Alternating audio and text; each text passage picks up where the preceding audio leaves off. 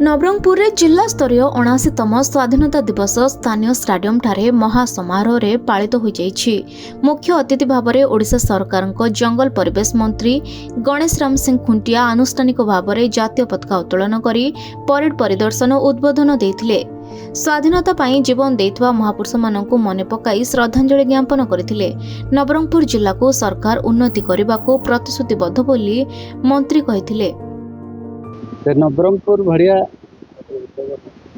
एक सबुज बनानी सबुज बड़े नवरंग रंगित होता जिला आज 79तम स्वाधीनता दिवस अवसर आम पैरेड जगदेली सौभाग्य मिलता निश्चित भाव लोक मान उद्बोधन देवाई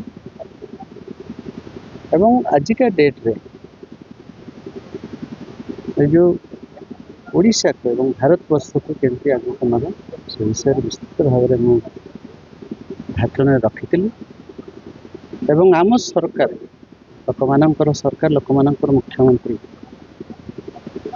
लोक मानकर कौन कर्तव्य रफिसर मान कर्तव्य से दिगरे सरकार एक एजेंडा बनई से आधार ओडिशा सरकार समस्त काम दाम कर योजना गाँव को जीव लोक आसबे ऑफिसर जीवे गाँव को योजना जागृत करे सचेतन करे से दिगरे आज भाषण रखी निश्चित भाव में आमर सरकार संवेदनशील अच्छी जागृत अच्छी लोक मान केमती अधिक सचेतन करी स्वाधीन भारत जिते सब योजना अच्छी लोक मानकर योजना साधारण लोक मान योजना गाँव को पहुँचू सीटा ही आम स्वाधीनता भारतर साधारण लोकंकर साधारण बुद्धिजीवी मानकर।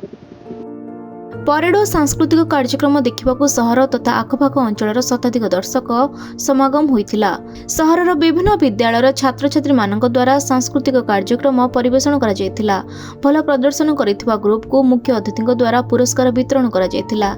ए कार्यक्रम में नवरंगपुर विधायक गौरीशंकर माझी, जिलापाल डॉक्टर महेश्वर साई तथा जिला स्तरीय अधिकारी और शांति श्रृंखला पाई पुलिस प्रशासन मुतयन होइथिले। नवरंगपुर अनिल प्रभात भत्रा रिपोर्ट खबर ओडिशा।